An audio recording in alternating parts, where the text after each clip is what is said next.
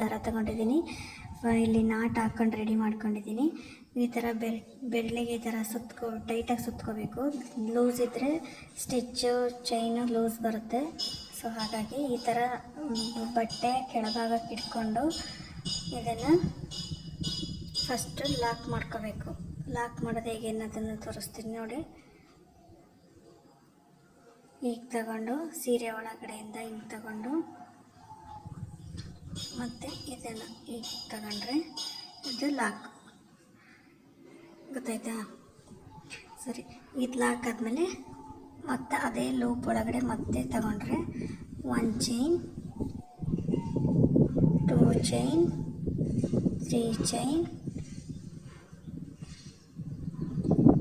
4 chain. ನಮಗೆ chain ಎಷ್ಟು ಬೇಕಾದರೂ ಅಷ್ಟು ಹಾಕ್ಕೊಂಡು ನಾವು ಲಾಕ್ ಮಾಡ್ಕೋಬೋದು. ಮೇಯ್ನಾಗಿ ಆರ್ಚ್ ಮಾಡೋದಕ್ಕೆ 3, 4, 5 ಜಾಸ್ತಿ ಆರ್ಚ್ ಮಾಡ್ತೀವಿ ಅಂತಂದರೆ 7 ತಗೊತೀವಿ. ಡಿಸೈನ್ ಮೇಲೆ ಹೋಗುತ್ತೆ. ಆಮೇಲೆ ಅದನ್ನು ಈ ರೀತಿ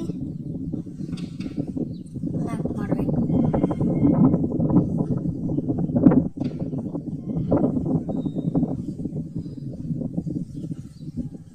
ಮತ್ತು 1 chain, 2 chain, 3 chain, 4 chain.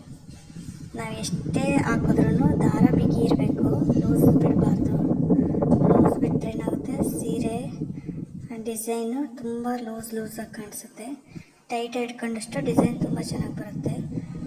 1 chain, 2 chain, 3 chain, 4 chain.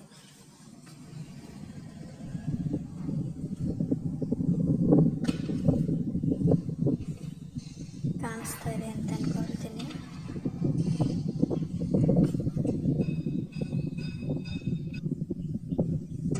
ಈಗ ಲಾಸ್ಟಲ್ಲಿ ಎಂಡ್ ಮಾಡಬೇಕಾದ್ರೆ 2 ಚೈನ್ ಹಾಕ್ಬಿಟ್ಟು ಕಟ್ ಮಾಡಬೇಕು.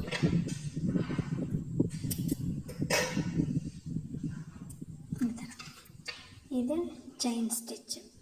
ಚೈನ್ ಹಾಕ್ಬಿಟ್ಟು ಲಾಕ್ ಮಾಡೋದು. ಈ ಥರನೂ ಸೀರೆಗೆ ಹಾಕ್ಕೊಂಡು ನಮಗೆ ಜಾಸ್ತಿ ಹೆವಿ ಡಿಸೈನ್ ಬೇಡ ಅಂದರೆ ಈ ಥರ ಸಿಂಪಲ್ಲಾಗಿ ಹಾಕ್ಬಿಟ್ಟು ಇವಕ್ಕೆ ಬೇಬಿ ಕುಚ್ಚು ಬಿಡ್ಬೋದು. ಇದ್ರ ಮಧ್ಯೆ ನಾವು 127 ದಾರ ತಗೊಂಡು ಕುಚ್ಚಿಬಿಟ್ರೆ ತುಂಬ ಚೆನ್ನಾಗಿ ಕಾಣಿಸುತ್ತೆ. ಬೇಬಿ ಕುಚ್ಚು ಹಾಕ್ಬೋದು ಅದು ತುಂಬ. ನೆಕ್ಸ್ಟು ಡಬಲ್ ಕ್ರೋಶ ಹೇಗೆ ಹಾಕೋದು ಅನ್ನೋದನ್ನು ತೋರಿಸ್ತೀನಿ.